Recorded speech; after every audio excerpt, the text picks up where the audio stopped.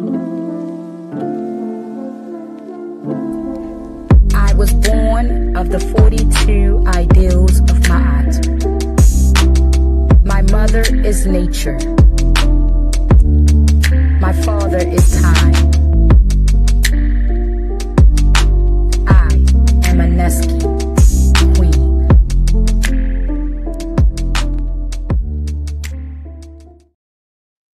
Okay, welcome back to another show. This is Be More Mindful Podcast. I am your host, Aneski Anna Kimset. Aneski means she belongs to me. Today is Thursday, May the 22nd. This is season 2, episode 12 of the show, and I thank everyone for joining us. Before we get into everything, as you all know, I'm just going to go over our expectations of the show, and they're scrolling across the bottom of the screen. If you can remember 4 letters, LOVE, then I'm pretty sure you'll enjoy the conversation. So today, I'm going to jump right into it because we are behind time starting, but we're definitely going to give it all that we got. I have a very special guest with me. I'm super excited. We have met in just a short time, but it's the energy between us is definitely embedded in something deep. So it's just such a strong sisterhood that I feel from this beautiful queen that I have been introduced to through the BCU organization that I go through. So I'm going to introduce her, and then I'm going to let her tell us what it is that she does and how what she does help her cope with any mental or social barriers. So I give you all Miss Tiffany Christy, the professor. I always hear claps in my head. I keep forgetting no one else can hear but me. We got to press the buttons like, yeah. When we get some podcast equipment, we can just press the buttons. That's right. That's right. So So yeah, go we on, just claim that. tell us what you do. I know, but I would love for the world to know. I would love for the world to know. Okay. Well, first of all, thank you for creating this platform and having me on your space, and also for congratulations to 2 seasons of this work. Just in our pre-conversations, what I wanted to just say is that I am really in awe and deep respect for the work that you are doing, and with such passion and forthrightness. So what do I do? Such a loaded question. Or maybe it would have been a loaded question a few years ago. But today, what I do is I do me. I know that's right. I love that. I could give you a list of accolades. I could give you a list of accomplishments. I could also tell you how many awards I've won. And maybe I can do it that way. I am a former Baltimore City public school teacher. I also am a mother and a sister and a daughter and a granddaughter. I am the executive director of a nonprofit grassroots-led organization called the Fly Girl Network that is looking at its 15th birthday in September. So I am very excited about this, what I now call this energetic body of sacred sisterhood that has developed. And you are a part of it. Yes, thank you. So when you ask me, what do I do? And my answer is, I do me. And how does doing me help me? I think the question was overcome social barriers Yes. and, what was it? Mental and social Social barriers. barriers and what else? Yes. Just Mental and mental social barriers. barriers. Yes, because we grow up in urban communities. We deal with what people consider to be mental ailments, and they give them names such as anxiety, depression, PTSD, bipolar disorder, and so Oh well, it's up yeah, to I done you what had you like at least choose. three So of it's them like, diagnoses. see, you see what I'm saying, girl? And look, sad part is I got all four. Yeah. All right, one more, but no. Look, But the thing I've is, had look, in society, yes, right?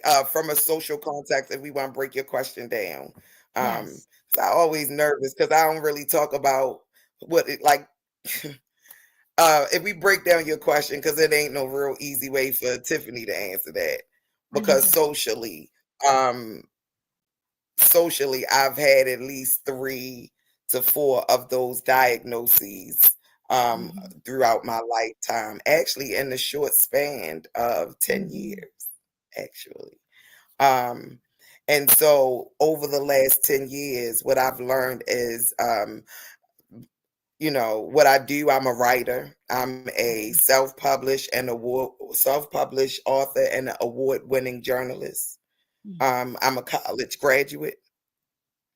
Um, I am a lover of community. I'm an auntie to so many children in Baltimore City. Uh, and in a lot of circles in our society and our local social spheres, my name would ring bells for a lot of different reasons. Hence, all of the things that I've done or can do. But what I've learned, if I'm going to overcome systemic barriers that box me in, according to those particular diagnoses, then number one, I'm not going to be able to be a part of that system and be well, mhm, which it took me a long time to unplug from because my whole livelihood, so to mhm. speak, survival, That's right. food, shelter, clothes, child support, Mhm. um, those things are at stake. Right. And so I know I'm still taking a long way around, but to it really means something finally to say I do me. Mhm, mhm, And doing me is expressing in all those different ways as a community advocate, as a grassroots development consultant, as a strategist in community, also as a spiritual leader, mhm, as a Reiki practitioner. I mhm. don't like to lead with all of those things because those are all the things that I do. But who I Mhm. be is me. Who I I know that. be is love, right? And my name and Tiffany means the appearance of God, and God is love, love is God. And so um my journey through overcoming these barriers that I have to live in that I have to face because I don't have to live there, which I've Right, discovered. right. Being in the world but not of it. That's right. It it can be it can be done. It Yes, can be done. yes, yes. I Um, love that. Oh my gosh. and so that's what I do. I anchor myself in being more of myself, Mhm, allowing myself to express. And that has led me to people like you, experiences, and quite frankly, I still got a roof over my head and my lights are on. that's right. And what I do isn't really important as what I am. I know that's right. I like that. And what I Mm. am is an infinite expression of the most high God, the infinite spirit intelligence. That's who I am. Tiffany Yeah, means again the appearance of God. I wouldn't mm, even know that until I had a nervous breakdown when I found out what my name was. I know that's Um, right.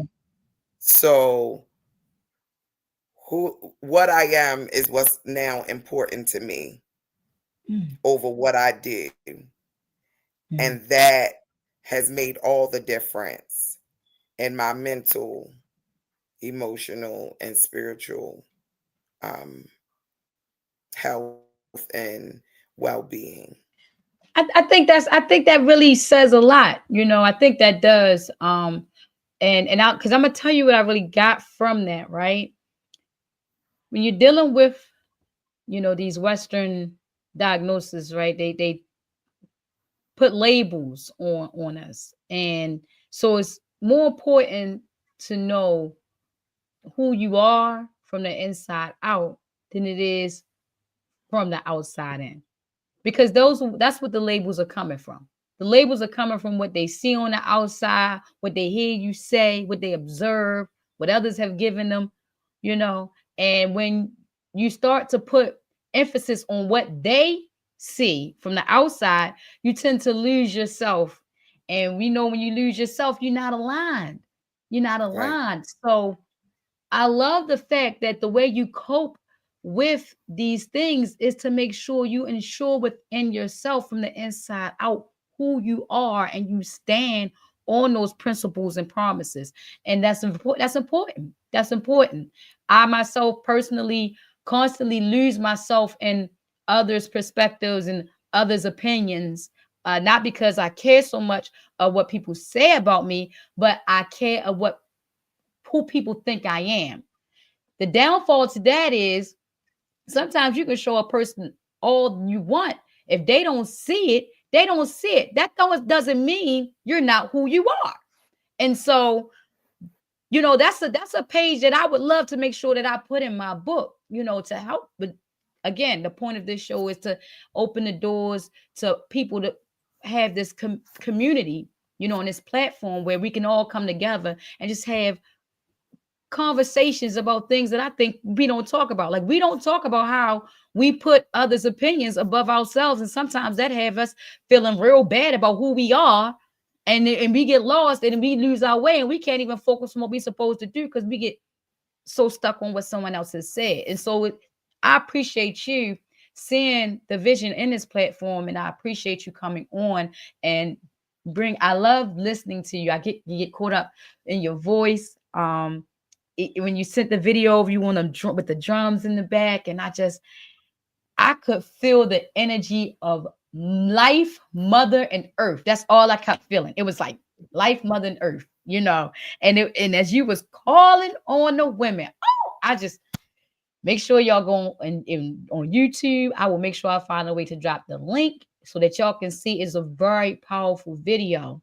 And so, Tiffany, I love, sis, I love listening to you, not only just your voice, but your words. I listen how you choose your words, and I see how important it is for you to make sure you say the right thing so that people can understand exactly what it is you have to say without, doubt. So I appreciate you being that type of person. And so and that's just the perfect segue into going into our next part of the show, our next segment. I've been goosebumped up since you done got on the screen. So I might as well just be in for the long ride. It's gonna be a chill show. So for those who have been paying attention on Instagram, I posted the flyer for the show today. As you see, there's that phone. That phone is right there because, as y'all all know, these show topics come out of need for therapeutic moments for myself, right? And so I had been noticing that I had been having some friction, when it comes down to communicating. And I was like, it seems like it's just so hard these days for people to have a simple conversation. So I came across the quote: "The art of conversation is the art of hearing as well as being heard." Y'all know I'm gonna say it twice. The art of conversation is the art of hearing as well as being heard. And it was that it just that little quote by William Hurt, it wrapped me up, it hugged me tight, because it just made me realize that, first off, conversation is more than just a skill. It's an art. Okay. And for creators, you know about art, you know that means that comes from something from the inside. It's just not, it's just not up here and just mathematics. It comes from an emotion, a feeling. So that made me think, so having a conversation isn't just about skill, because we know skills involved with having a conversation is the ability to listen as well as articulate. So it said the art of conversation is listening, is hearing, right? So, okay, hearing as well as being heard. And to me, that last part, as well as being heard, made it quite clear the point of what a conversation should be about, the art of being heard. Okay, so, and excuse the alarm, y'all. I don't know. I don't know what's Oh, I burning, thought that was my but it ain't house. in here. It ain't in this room, so I'm gonna take it. I'm all right. But again, it really got to me. And so I got to looking through my phone, and I just, started thinking about how I communicate. Because again, this came about with friction. I'm trying to analyze my communication skills. Okay. I'm starting to say, am I misunderstanding conversations through text? I'm starting to analyze when I'm listening. I'm starting to try to be quiet, make sure I'm not interrupting, because I have a habit of interrupting, it's the ADHD in me. But, I started really trying to pay Don't attention claim and that. observe conversation.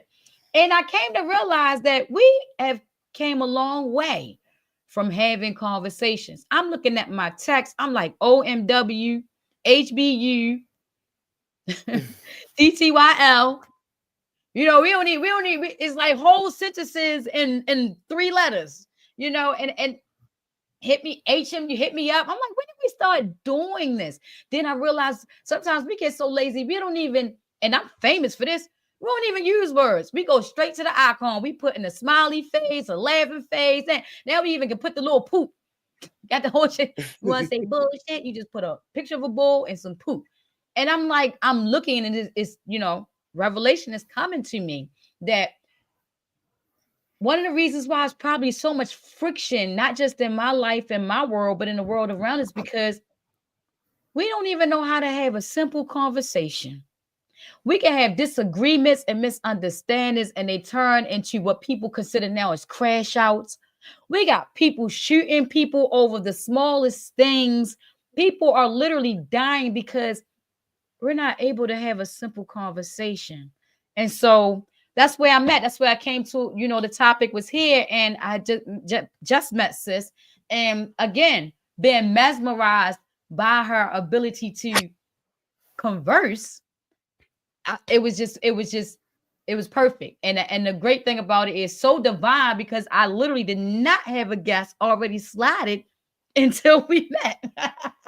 Wow. I wasn't sure what I was going to do today, y'all. Y'all know I don't like to cancel. I'm a thespian. The show must go on. I probably was going to get up here and do some solo, but there was a ram in the bush.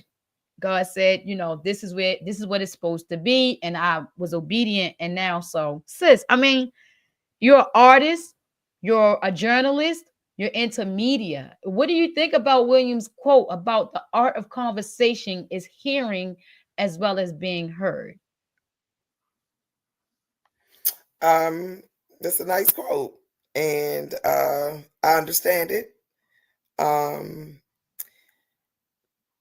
the art, first of all, conversation is an art. It requires talking. Um, I laughed in the beginning because just all artful conversation isn't necessarily well. First of all, that whole art piece for me is that this give and take where there is a time to listen and a time to hear, and you have to discern. I mean, a time to hear and a time to speak, right? Mm-hmm. And you have to discern when that time is. And that is how you master the art of Mm. conversation. That's what I'm getting from that quote, right? That other than that, you might have the science down, because I used to be a debate coach when I was a teacher. So the art of conversation is very important in debate. And so the basic standard of the debate is that you had to have a premise and at least 3 supports with some kind of research to back it up. But the young people also had to bring in their own lives to kind of bring the conversation home. Mm. A lot of times we won debates because I would tell them to be quiet because people would be rambling, Mhm. bringing all this research about what other people said. Information is everywhere. So what? Mhm. Just because you found it out of a book, and it could be a, what do they call, peer-reviewed journal. Okay, and for what population? What Right. peers reviewed it? Who are the peers on the board? Right? Because if we peer into what is status quo, then they all going to be of the same background, economic status, education status. You don't really never hear of a peer-reviewed journal, especially, and I'm getting off topic, for mental health. You don't hear that you actually got people who are actually peers that actually lived through this and went through addiction and blah blah blah blah blah.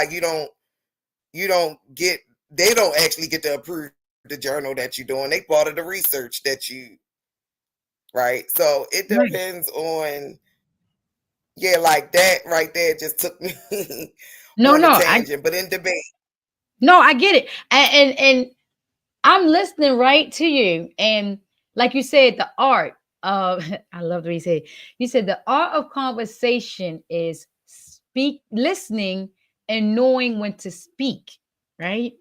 And then and you came back discerning which one. discern. Matter of fact, no, discerning is even more deeper because discerning requires you to use a deeper sense.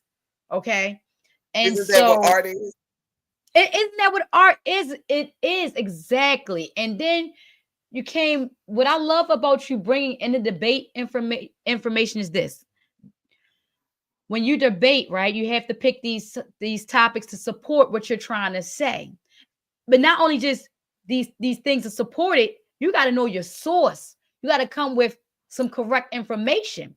So that leads me to believe that not only, in the art of conversation do you need to discern when to speak, but you also need to know what you're talking about. And then if you're talking about something that's coming from somewhere else, you need to know your source. You need to know your And look, source. even if you don't know, because this is the art of conversation. Right, Even if you don't know what you're talking about, this is why we got people. This is why we got a society that we living in now. I don't want to go there. right, right, right. Even if you don't know. So this is the science.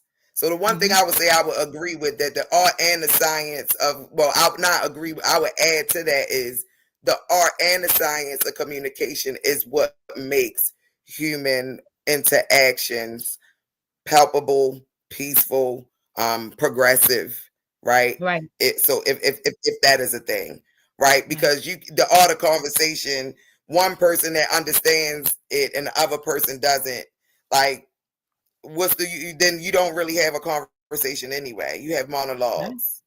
right. So what I was going to say is that the not only do you have to know your source, but even if you don't know your source, even if you don't know what you're talking about, you got to know your audience. Yeah. Because at the end of the day, that's just like with a jury and a jury trial. Defense lawyers and prosecutors speak to the audience. Right. And that's how they can twist up facts and all of that, depending on who they are discerning. They know. And so that's one piece of it. The discerning piece to me is, when you say it's a deeper piece, that is the actual art, right? Mhm, People who mhm. appreciate art can only discern deeper meaning. Right.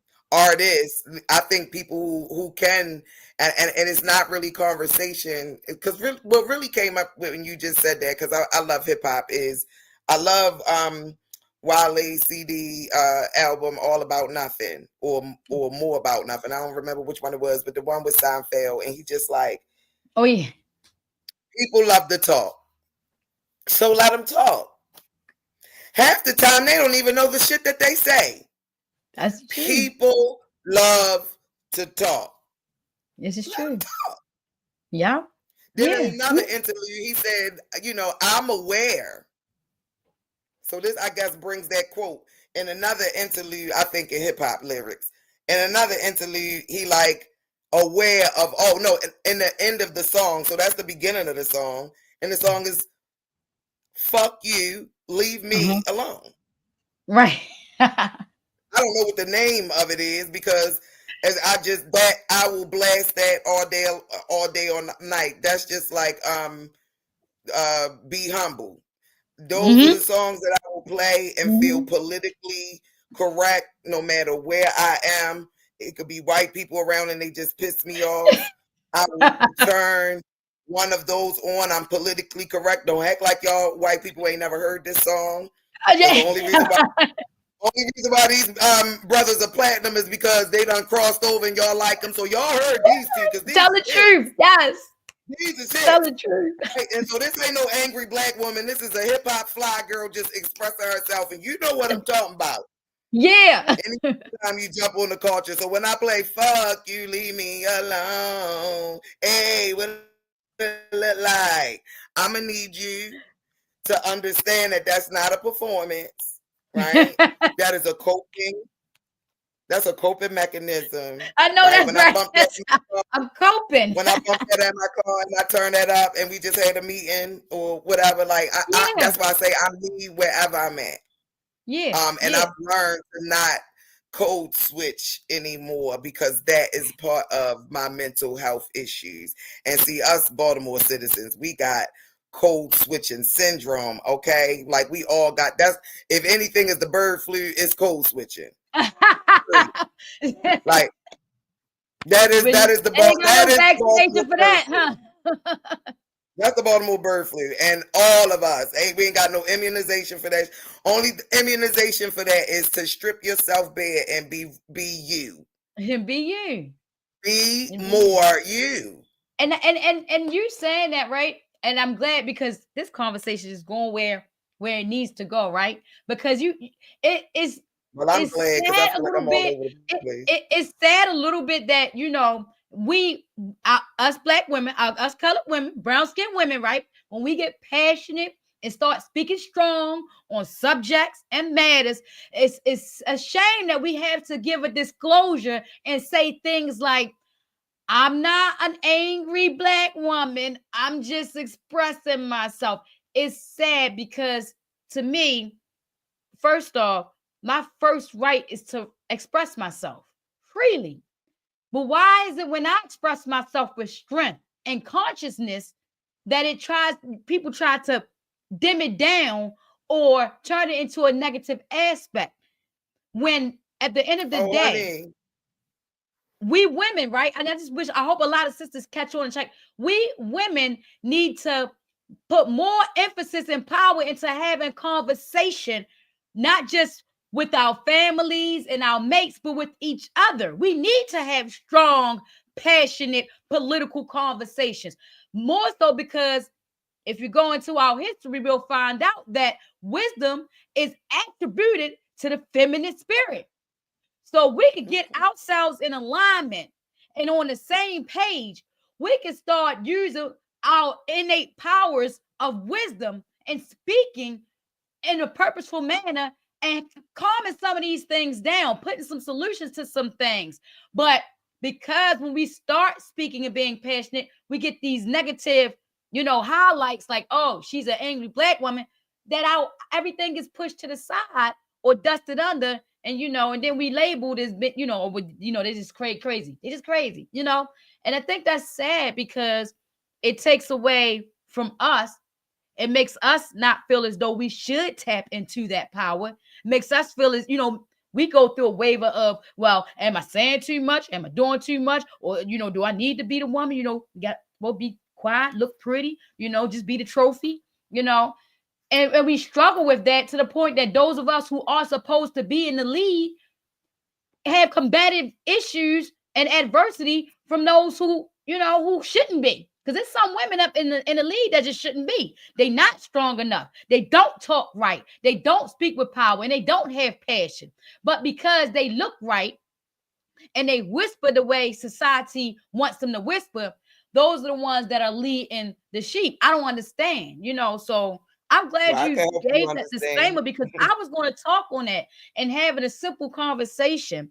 One of the things I realized is that people are always constantly trying to shut women up or turn what they say around so that it's not effective. And we should be, an effective voice. We Black women should be an effective voice, not just in our households, but in our communities. Because again, we are attributed with the spirit of wisdom. So that intuition that everyone, wants to wave about, whether it exists or not, it is there. If all you have to do is accept it and grasp it and use it to your purpose. So, yeah, I was going to go on my soapbox because oh my gosh, I hate that, for me, because I myself am constantly caught in that where I'm like, one minute I'm, passionate and rah, rah, rah. But then I catch myself like, oh, no, calm down. You don't want to offend no one. You don't want no one to get their feelings hurt, you know. But sometimes at the end of the day, let's tell the truth. No matter how you say it, a person's feelings is going to get hurt if it's the truth.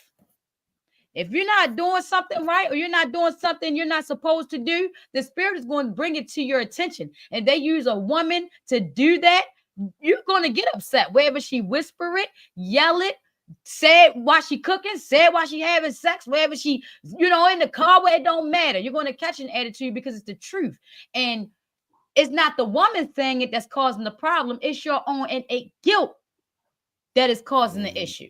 So yeah, I just want to put it out there, y'all. Let's just stop. If you know your woman, if you know children, if you know your mother is speaking the truth, adhere to her. Listen to her. She is giving you wisdom. You catching the attitude not because she's saying something that you don't want to hear. You're catching the attitude because your guilt on the inside is telling you she's right. Husbands, listen to these women that love you. They telling you don't be in the street. You thinking she worried about where you at all the time? Maybe, maybe not. You may have did some things to make her feel like that. But at the end of the day, allow us women to feel comfortable to speak when we need to. Because sometimes if we withhold information, it could be detrimental, very detrimental. So a simple conversation. If you feel like if that's the case, I love when people tell me pipe down. Let's have a conversation. If I'm getting I say, tell me, okay, calm down. Let's have a simple conversation. Why try to just whip on there? Because a conversation is fine with me. I'd rather have a conversation than a fight. I'm gonna bring okay. So you made me think about a lot of things. The first thing I'm gonna say, I'm gonna just put the words that came to my mind so that I won't forget and get off track. The first thing is the name of my organization was called the Fly Girl Network, is called the Fly Girl Network. And the meaning of that word changed over time as I moved through my healing experience and my mental health crisis. Well, I'm gonna say, I hate the word crisis. My mental health breakthrough. Okay. And then I want to speak to what you just, my grandmother, I wrote grandma because I want to speak to what you were talking about as far as how Black women express ourselves and, why, some potential reasons why we, express the way we do. That led me to write down the word truth needs no defense. And then the second to the last thing was the word radical self-love. And I circled the word wisdom, women wisdom, right? And you made a point about, and this is a thing, we know a lot about a lot. Right. And this is just us as a people, but practicing it. We know a lot about love. We know a lot about these things. So we say, but practicing it is not as important as knowing about it in our culture. And so when And so, women might get a little offended or whatever, but this is just my personal experience. And what I've come to learn on my own journey of self-recovery is that if this universe is expanded, it is expansive, infinite. We've been here before. This is not our first rodeo. This is not our first lifetime and all of that. Right. And again, this is me coming from a fly perspective, and I'll talk about that in a second. But a bird's eye view of life, and not while I'm grounded on this earth, I have a bird's eye view, and that takes time for people to cultivate. As women, like you said in the Bible, there was wisdom before there was anything. There was wisdom before there was even light. There was the darkness, and then there was wisdom. Wisdom decided, let there be light. Wisdom decided that. Divine infinite intelligence, right? Wisdom. So wisdom, everybody, women are closest thing to God, blah, like everybody's spitting all of that, but you're really not living it, because wisdom is what spoke and said, let there be light. So this whole Eve is seductive and blah, blah, blah, blah, blah is a bunch of crap. If you go back to what you're saying, if you live what you're talking about, because you can know one thing, but until you live it, I believe that too. But then when you read deep and you read that scripture about wisdom, she's referred to, the pronoun is her, and it says before the beginning of time there was wisdom. So what does that say to us as females, as women, while we have been oppressed and have lost our way, first of all? But that's the whole human consciousness, because women have lost our way, we've lost our voice. And I believe that is why we come across that way, because we are in our carnal makeup and our personalities and our identities, right? We are trying to express a truth that has nothing to do with this, right? And because people can't hear us because of all of this, we are louder. We're born louder. We're born louder. Like my voice, it's been like this since I was a kid, because I cried. I had colic as a baby. And colic is a condition that you really can't explain. It's a gut issue with a kid, and a baby, and there's nothing physically wrong with the baby. They just cry and cry and cry. As I developed my knowledge of self, this is where that word radical self-love comes in.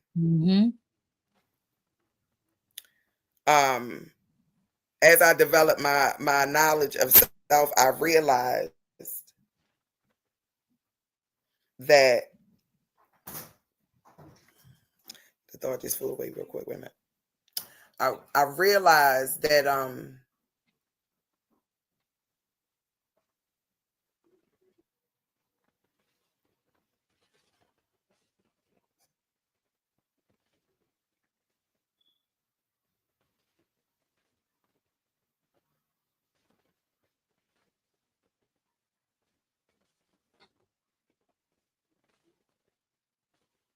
the fact that I got a truth in me, and I feel unheard, and what I realized was, as I did my self work, and I realized that on a spiritual level, our souls have a difficult time adjusting to the physical world, and so the baby cries incessantly, and the mother can't console it. It just stays up all night long, and it just cries and cries and cries, and there's nothing you could do about it. And basically the they say it's something's up with the gut and the intestines or whatever, but we also know now that that's the solar plexus, right? And that's the first brain. That's the first brain. That's the brain, right? Before we even have a heartbeat, we got a solar plexus, we got a gut, because that's where everything is coming from. That's where the connection between the mother and the child starts. Thoughts. Yes. So that colic is a condition of the solar plexus Mhm. in a baby. And so because I cried like that, my vocal cords are just, that's just what my voice is. Mm. So the That's reason why deep. I say, Mm. yeah, so when you say you're mesmerized by my voice, I was haunted by my voice all my life because people is, damn, is you a dude? And so, bitch, no, like that, like young, that was my always, like young, like, you talk Yeah. about art of conversation, right? The art of Right. my conversation, this is why I Right. laughed, right? Because number one, I didn't even know it was a such thing called electronic communications harassment because of the stuff that I can say with my words. Oh, I'm very effective with the art of Mm-hmm. communication. That's why there has to be the art and the science of communication, because the art can go either way. People make some dark music. People make Mm-hmm. some dark art because Yeah. art is an imitation of life, and life is only what we see and what we make it. Your life and the way you see it ain't the way I see life. We might Right. have some common threads and some Right. places where we can, agree, but for the most part, we are all individual, unique expressions of the Most High. So we're Right. not gonna. None of us are gonna see life different, the same. And so Right. this brings me to, real quick. I wanted to give an example because I just had. So I got a charge for that. I beat it because I Mm-hmm. was speaking my truth, and the Right. judge heard it, but it was so harsh. Right. And if I did not have somebody in the pocket that knew a criminal lawyer Mm-hmm. and connections and all Yeah. of that, Yeah. I would have something on my record because I would have had a public defender, Right. Right. and I got Baltimore all over me, and I don't Right. pipe down, right? Right. Like, that's why I guess that's why I was born on this place on the planet. So mix that with my whatever my spiritual assignment is on the planet. Mix Baltimore with that, and you got a force to be reckoned with. And there's just some things that just don't come off of me. I You got to said get up it's a out of this combination, huh? yeah, I got to get up out of this environment before, I'm totally free of some of the ways that I speak and the ways that I be. That's another thing, very aware of that. I'm not Right. no ride or die, loyal, want to live here till I die type of person. Baltimore to me is training ground and training ground only for someplace higher. Right. And I love my city. But when we talk about the art of conversation, and then you went on to say, you know, uh, how it leads to death and violence and everything from, emojis to all of that. Sometimes, like going back to that Seinfeld thing, we don't know how to be quiet. That's really the part of the art. That's the science, right? The discernment when to be quiet. We've never been taught that. We've been taught how to talk. We've been taught how to debate. We've been taught how to be right. Right. Most conversations about being right, Yeah. or they end up into arguments because somebody needs or has the desire to be To be right. And Yep. so that was a big lesson that I had to learn with my mouth, because my mouth is very lethal. And it is that on purpose, because I chose not to be a violent person because I understood how lethal I could be with my words, Mm. because it happened Mm-hmm. to me, right? Yeah. Hurt people, Yeah. right? Yeah. So I know what kind of words hurt me. Oh, I leveled up and I got them.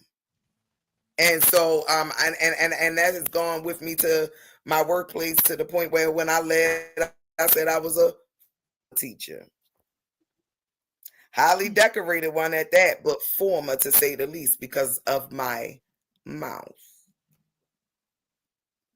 So you know it took a long time for me to accept my voice, my mouth, everything. So when I say I do me, I'm doing what this voice is leading me to do, because I have, you started the conversation, been what makes other people Yes. comfortable, Mm-hmm. which brings me to the radical self-love, right?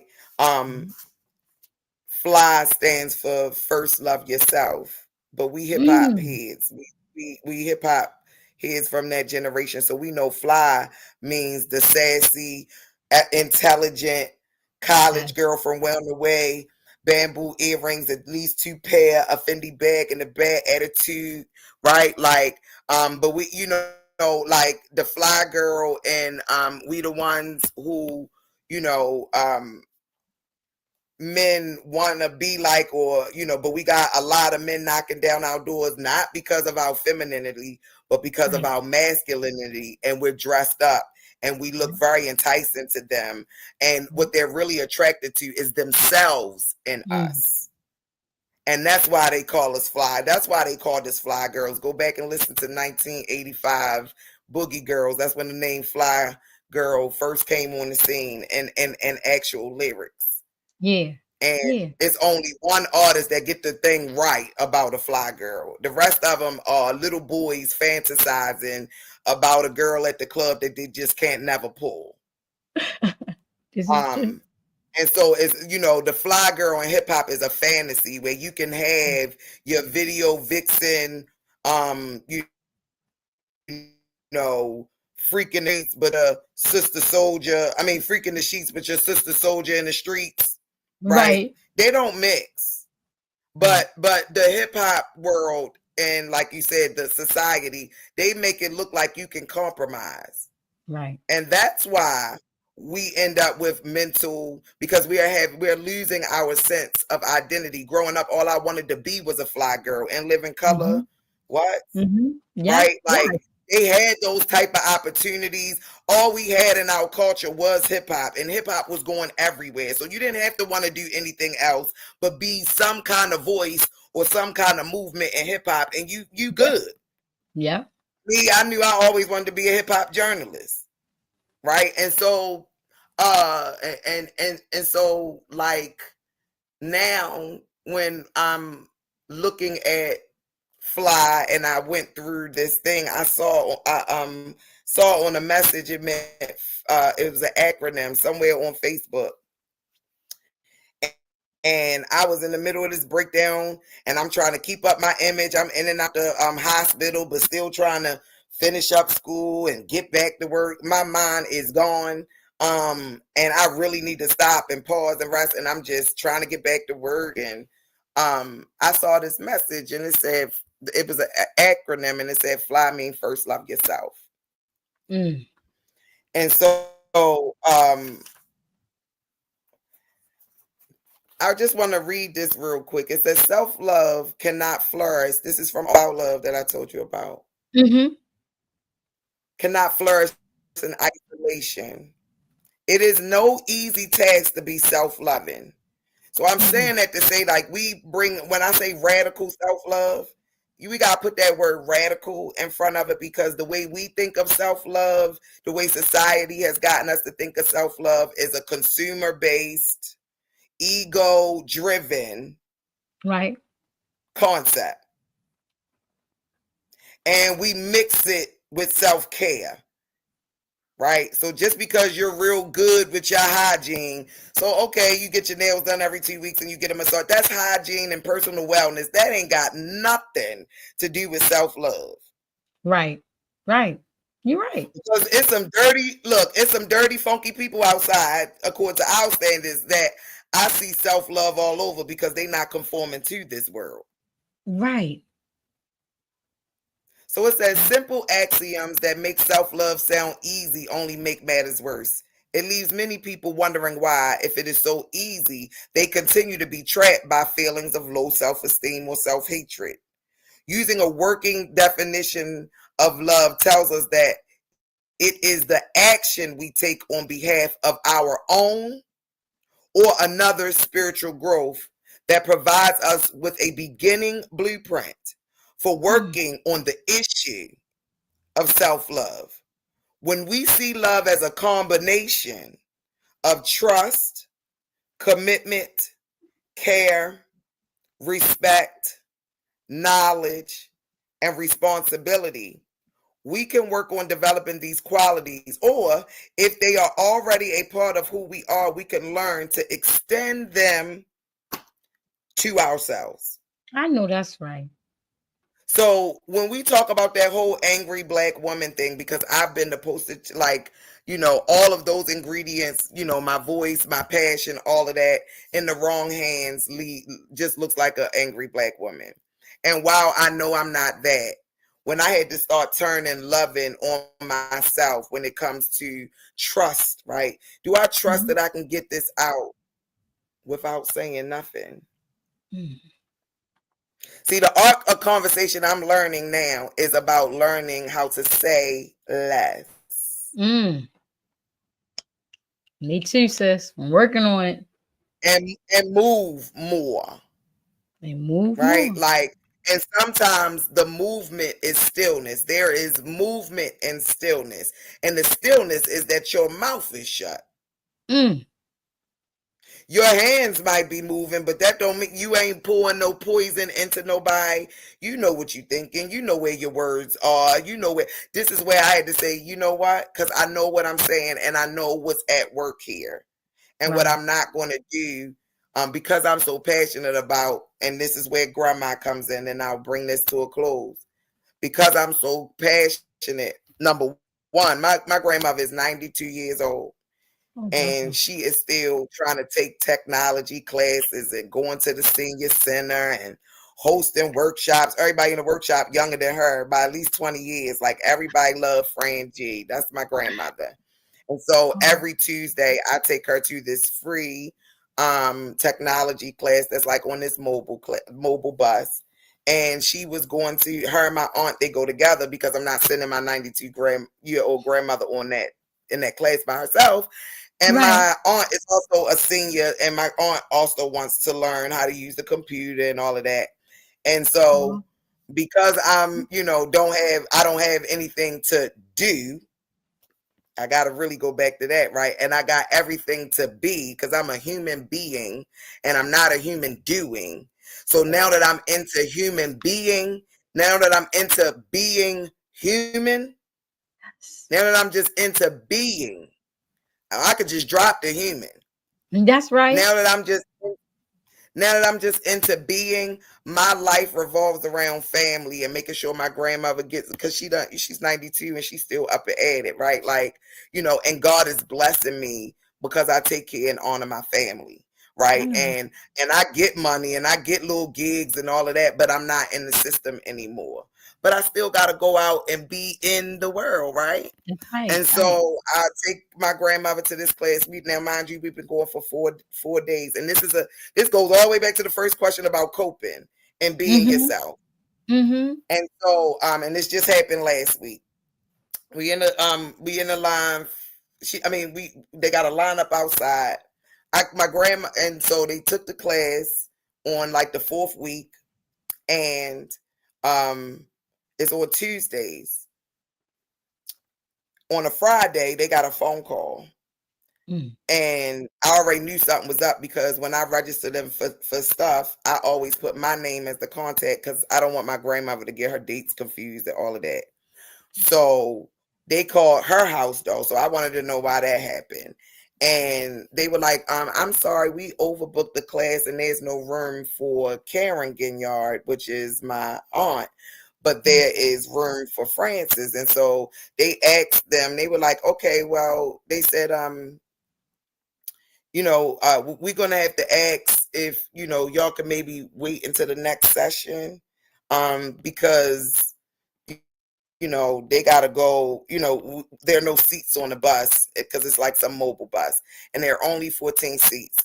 And so the bottom line is the young lady which is a Caucasian lady, and I'm trying to refrain from calling her Karen, but she gave me all kinds of Karen vibes. And so uh this is the lady that called them. And of course, my grandmother, they don't want no confrontation. They figured something was wrong or whatever. So they acquiesced. They didn't know what kinds of questions to ask, and they like, okay, well, but they called me over the weekend and I'm like, no, that's not how that was supposed to be. I got a confirmation call. I had the person called my phone 2 times. How is this not happening? And furthermore, even if that was the case, why are they like, I wouldn't have signed her up by herself. So Mhm. I get to have this conversation the day of the class. I took my grandmother and them to lunch, set them at Wendy's while I handle this because I know how my mouth can get. And my grandmother, I don't want her to see me like this. And I don't intend to get like this, but this was a Right. precaution. And I Right. actually, prayed and centered myself and did some deep breathing, like all that stuff you got to do. And You when I got to mean, do. that's a radical love, that's a radical self-love practice, because when you're walking in to a situation like this, it's not going to always be like, I mean, I'm moving from doing one thing, got to switch my mind to go address something, Mhm. and it has to be done, and so I have to stop, pause, stand outside, take my grandmother somewhere because I don't want to embarrass her. Right. And so I get in there, and the lady, she said, "Well, see, what happened was," and basically I was like, "What happened was y'all overbooked the class, and now y'all realizing it, and y'all trying to cut from the bottom of the list, right, from the place where y'all overbooked." So Right. basically, she just kept trying to explain to me, "Well, we're sorry, but," I said, "No, but what? How are you going to fix this?" Anyway, I got in my black woman, if that's what you want to call it, mode. I was not Mhm. angry. My voice was very poignant, like Mhm. this, right? But she said, "Well, I'll get it together. I'll work it out." I said, "You do that." So she goes to do it. I'm outside pacing, go get my grandmother from Wendy's, got my grandmother waiting, because I'm like, y'all got to work that out. It's not like she hasn't been taking a class. Like, I'm not saying she's going to die or something like that, but if a Right. 92-year-old is taking a technology class with her daughter, this is a family experience. I need Right. y'all to accommodate that, or say she just didn't want to be the one held accountable for making this big mistake and didn't think that I was going to come and advocate. So she came over and said, "I fixed everything, but let me tell you something. You're going to respect me."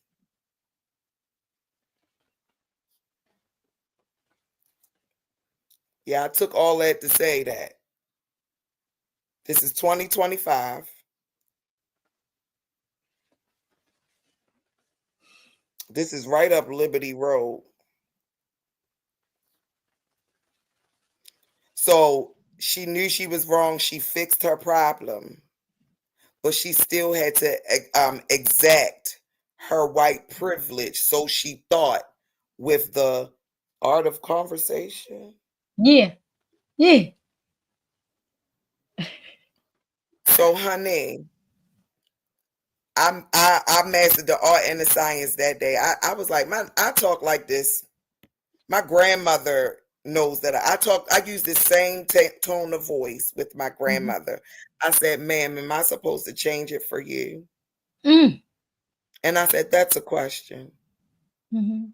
My grandmother's 92 years old, and she has my utmost respect. Mhm. So where did you feel disrespected? And the fact that I wasn't taking no for an answer, and the fact that I wasn't taking you repeating the same stuff over and over again without providing a solution to my inquiry, which is No, I your know that's job. right. Yes. And she said, "Well, what would you do to solve it?" That's how we treat. I said I wouldn't. I said I would have never signed up for the class if I knew this. Mhm. So the bottom line was, I just said, "Okay, I'll whisper for you," but I said what I said. Mhm. This was unfair. I Yes. don't want to, and then at this time, it's like all the sisters coming out. They hand me the card to the director. It's like they wanted me to say something. No, my voice being that loud helped other people hear what was going on. I'm Mhm. feeling embarrassed. Just like when you said you got on the phone, I got to stop doing that. I did that, feeling bad. And then somebody came out second guessing who I am. I know We that's all right. connected. Right. And so they came out and gave me a card, because apparently nobody's voice is loud as mine, but as articulate I know that's right. in the moment, to be able to express the unseen, right? I love it. Energy being I projected love on, people going there. So I'm walking out furious, right? but I'm still keeping my composure. And the lady hands me the card. She said, "We was on the phone with the director the whole time. Take this card. She's waiting for your call." Right. And the director was a black lady A simple and told me conversation. it was nothing wrong with anything that I said, like just totally affirmed everything. She said, "Thank you for speaking up. Thank you, because I needed this to be able to move into my next phase of training with her." Mm-hmm. I love But it. had I gotten, so it's like when we stand for ourselves, when we stand for love, when we stand Right. for radical self-love, right? Mm-hmm. It's not about me defending myself, because the Right. truth doesn't need any defense. That's right. But it's about me standing for myself. Mm. And just like she had the audacity to stand for herself, this don't even gotta be a black and white thing. She had the audacity to stand for herself and come over to me thinking that it was gonna be no repercussions by telling me that you're gonna respect me. I don't Right. know what year you think you're in. And maybe you just like, and I got that kind of compassion. So I'm gonna just respond with a question. Yes. I love Same it. I love tone, it. same tone, same I accent, love but it's a question. What I'm and supposed to do with your feelings? What am I supposed to do with that? that's so perfect. That's so perfect. I agree. I Right. and then the best is see so because we're going to close. We're going to go ahead and close out. I'm not going to do an experts versus experience today. Briefly, I will speak on. I read a journal and on Vox.com about small talk. It's a blog about a young lady. She discusses small talk and its development and research over the years. So if anyone wants to check it Mhm. out, it's a nice little conversation piece. I encourage that much. But also another reason why I chose not to do it is because Tiffany has already given us, something to chew on when she read from her book. And the title of the book again was um, All About Love all by Bell Hooks. all about love by Bell Hooks. So from New there, Visions. Pick it up. I think everybody, especially those of us who are looking for ways to navigate societal changes, this book is all about love as a work ethic, right, and right. from a radical sense. And it helps me.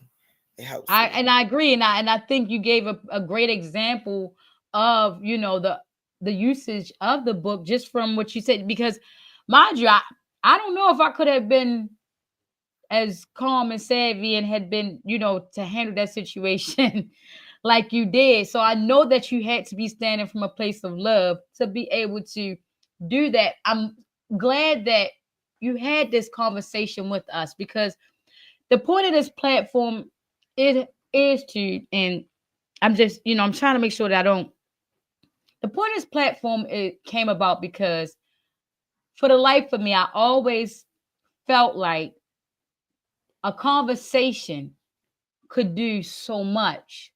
Growing up in the 80s, discipline was different and I often reflect on those times and just wish that I was able to have more conversation with my parents and getting older with interactions with other relationships through friends and family. Conversation, I realize, especially now more than ever, it is very, very, very important. Very important, not just to know how to talk, but to know how to converse. And now, after this episode, I realize more importantly that it is an art that we should want to master, you know. And so I'm going to get ready to close out with my mindful thought before I let my guest, I'll let her soak in and think what it is she wants to leave us with. My mindful thought is going to come from the King James version of the Bible. And for those who watch the show, my thought can come from an African proverb. It can come from a Buddhist thought, Confucius, whomever. But I chose the King James version of this quote. What I want to use for my thought for a very important reason. It says, Death and life are in the power of the tongue, and those who love it will eat its fruits. That is from Proverbs 18:21. My mindful thought to y'all this evening is the power, right? All of the power in the world starts with a simple conversation. And we need to be able to understand that conversation isn't always about right or wrong. You know, conversation is about community, it is about building, it is about resolution. That's where the life is going to come from in that power. When we start using the power of conversation to build, to expand, to be productive, to seek prosperity, when we start using the power of our words to get more positive things out of life, then that's when we're going to start seeing a change in our world.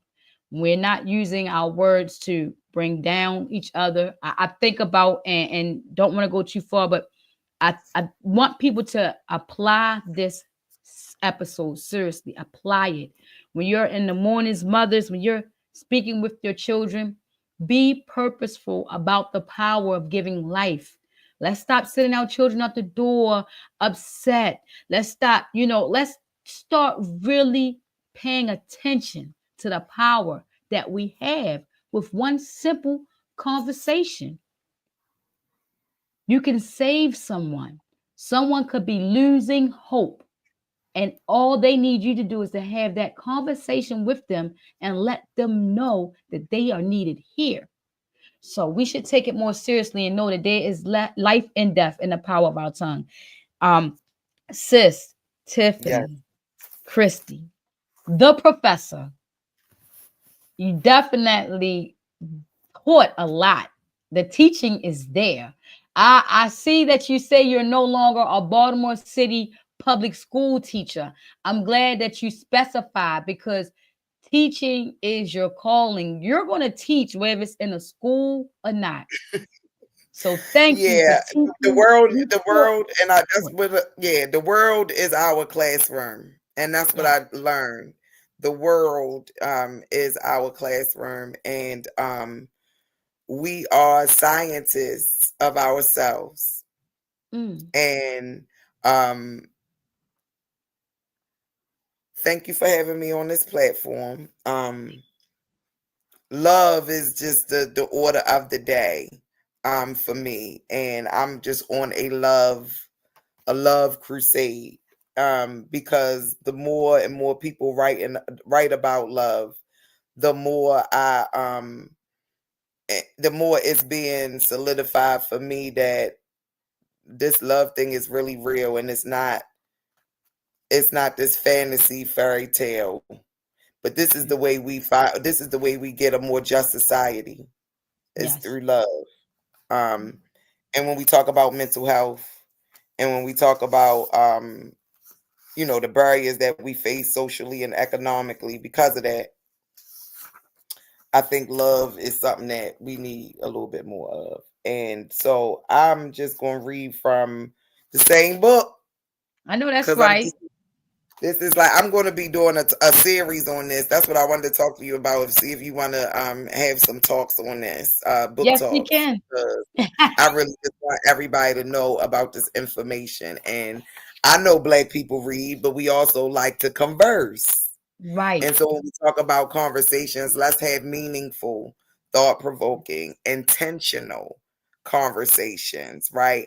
And so for me, my conversation, if I ain't talking about loving, I'm not talking. I know And that's I'm right. just so glad that love is not just a secondhand emotion, I right? know that's right. So so we talking about the art of conversation. Bell Hooks is talking about the art of loving, and it Mm. says the art of loving At the end of Art of Loving, Eric Fromm affirms that important and radical changes are necessary if love is to become a social and not a highly individualistic marginal phenomenon. Mm, I love it.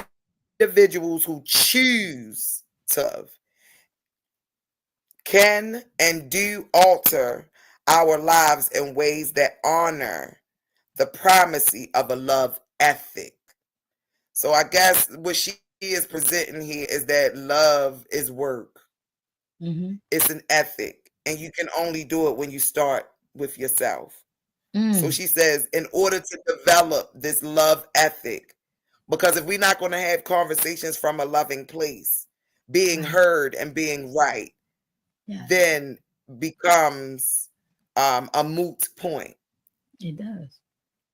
Because if the conversation is not had in love, then you're wrong. I love it. I Or you're love out. it. And I don't like to say wrong because I don't like right or wrong. I'm sorry. You're Right. out of alignment, Out of alignment. right? I love it. And You're I'm out glad of you put your alignment, quote. I see you put your quotation marks up. I love it. right? And it's that I think that's the best thing that we can leave the audience with. Everyone, just remember from this episode, like, the art of conversation and the art of love, they obviously go hand in hand. You cannot have a productive conversation without coming from a place of love. And if you love someone, then you would have a productive conversation with them. You wouldn't use words and things to beat them down. So they go hand in hand. So let us all lead with that, being more mindful of our conversation, being more intentional when we converse, and more importantly, being more purposeful with the love that we have, not just for others, but for ourselves. Have a conversation with yourself first. Let that be the first conversation you have. So, other than that, you guys, you know where you can find me. We'll be back next month, the second Thursday of the month. And thank you all for joining me. Thank you, Tiffany. Thank my guests. I love you all, Baltimore, the world. Yeah, it's me, your girl Ineski, and I'm out. Yay, see you.